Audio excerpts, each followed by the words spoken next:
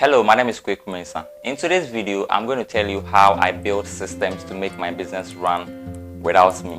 If you have a business and your business is unable to operate without your presence, then I'm sorry to announce that isn't a business, it is a job. But the good news is you can actually turn that story around, and I'm actually going to give you the practical steps and ways that I use to make my business operate with or without me. So stick and stay with me in this video as I take you along. The first step is for you to have a clearly written procedure of how the work is done. So for a business or as a businessman, you should have a manual of your business where everything that is done in your business is actually documented. So when you talk about marketing, sales, how employees are hired, how manufacturing is done, how products are made, how services are made, everything that happens in your business should be recorded. And that is going to be a manual that's going to help you to operate. Sometimes with some of the things that you do, you may even actually forget some of the very good and effective ways and things that you do that helps you to achieve better results. So when you put them into a written form where you have it as a manual, it helps you as an entrepreneur to get things going even when you are not around. The next thing is for you to bring people on board and then delegate tasks to them.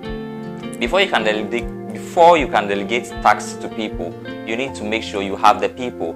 Many a times there are entrepreneurs who actually find it very difficult bringing people on board onto their businesses. I have actually made a video on how I hired my first employee, so you can actually go and watch that video to see how you can actually get people to come on board onto your business. But if you do not have anyone, try and get someone. Maybe you have people, but you have not specifically delegated them to any of the tasks. So this is what you are going to do. After you have made a manual of your business, try as much as possible as you can to delegate all the tasks to all the people you have in your business. Make sure that you are in charge of marketing, and this and this and this is the format of doing the marketing.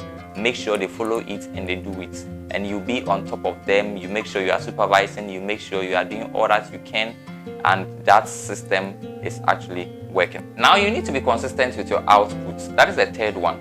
Be consistent with your output. Wherever you are producing as a business, you make sure that you are being consistent with it. Whether it is services or products, make sure that you are being consistent. Clients and customers are in love with businesses and businessmen who are consistent with what they produce and what they offer. So if I come to you as a business and you give me an offer that I love or that I like, I'm looking forward to come again to get the same offer. So when I come and I don't find it, guess what? I go away and I may never return to you. So make sure you are very consistent with whatever you are doing. Let's go to point number 4. Create and optimize one system at a time. When you talk about system, a system is something that you do repeatedly that gives you a consistent result towards the goal that you want to achieve. Everything that you do consistently, day in, day out, you repeat doing. When you come to work, anything that you do, you keep doing, you keep doing, you keep doing. These are things that you call systems, and you need to make sure you put them in place.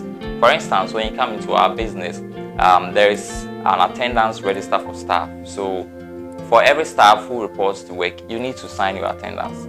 Now, this is a system that has been put in place, and I make sure I optimize it, and each and every staff member does this particular activity every blessed day. Now, when this one is done for a particular period of time, whether you are in or not, that system you have put in place would work. So you make sure you introduce a system after another system, and then when you introduce it, you make sure you optimize it and you make sure that it is working as you have made it to look like. So point number 5 is for you to look out for loopholes and fill them if you find any. So what you are going to do now is, after you have created a manual of your business, you find people and you delegate it to them. After you delegate it to them, you make sure that you are being consistent with your output. After your output is consistent, now you are going ahead to create systems and then optimize them one after the other.